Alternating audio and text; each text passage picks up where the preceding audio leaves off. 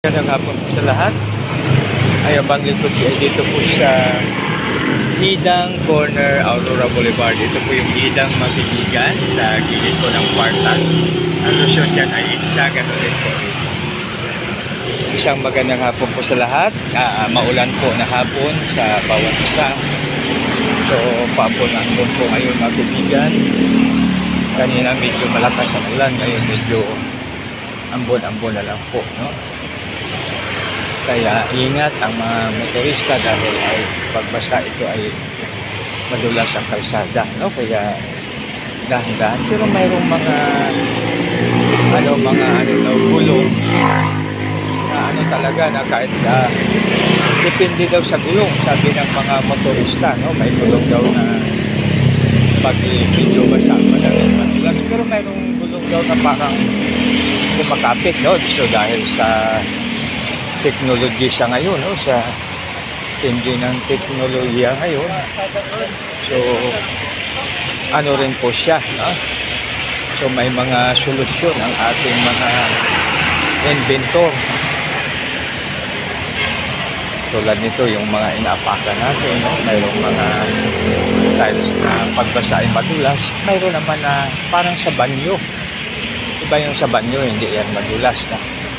So kaya yung sa aking pinsan, may parang bato-bato na bumubukol, no? Kasi pang ano daw yan sa kwan, na hindi daw po madulas na kahit na doon ka, kasi sa kalimitan sa kwan minsan ng mga natin ay nadudulas tayo sa banyo, no? So yan po makibigan paminsan-minsan, no? Yung mga nadudulas sa banyo. Kaya dapat ang sabi ng isang mga expert doon sa banyo, ito yung kwan, no? Kung sa banyo daw po tayo, pag maligo, dapat mayroon talagang upuan na doon daw po tayo dapat uupo at maligo. Kasi minsan tama naman, no? At iba naman mayroon parang tarima na talagang ang purpose na para hindi tayo madulas. Kasi napakahirap pag madulas tayo magbibigan. Masakit, no? Masakit sa atin kung ano man ang bumagsak. So yan po makibigan. So balik po ngayon natin makibigan dito sa Psalms 2, no? Isa sa mga verses nagsasabi, serve the Lord with fear. Purihin ang Diyos sa kanyang salita, no? Tayo maglingkod sa ating Panginoon na mayroong takot, no? Dahil pag may takot tayo, ang kanyang maanghel ay nakakampo sa ating palibot. So biro mo yan, pag nakakampo, ibig sabihin, hindi basta-basta. Dahil may nakakampo, ibig sabihin may nakapalibot. Sa panahon ni Haring David, sa 3, no? Nakita natin po doon na ating nabasa na kahit napalibutan si Haring David ng kanyang makaaway, subalit siya pa rin ay nakatulog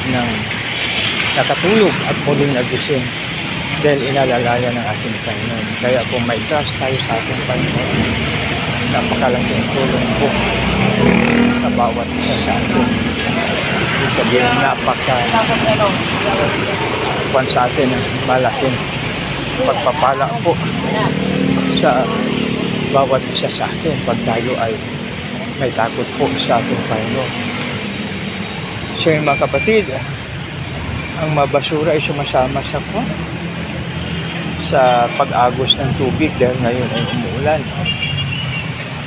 So ito po makibigan, no? Umaagos ang tubig, may kasamang basura. So magtulungan po tayo makibigan. Ang ating basura ay ating itapon sa tamang tapunan at itapon natin sa tamang oras para ito ay hindi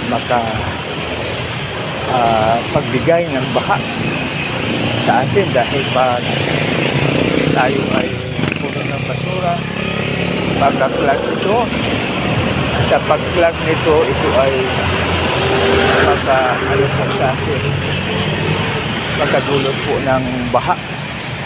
So biro mo yan, no? Yung sumasama po sa ilog, no? Sumasama sa pag-agos ng tubig.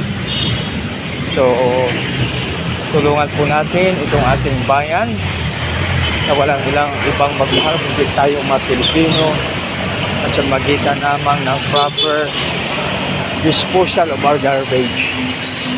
Makatulong po tayo sa ating bayan na ang basura ay ating mailagay sa tamang tapunan at sa tamang lalagyan at sa tamang oras dahil mayroong panahon at mayroong oras para sa lahat. Isang magandang hapon sa bawat isa. God bless us all.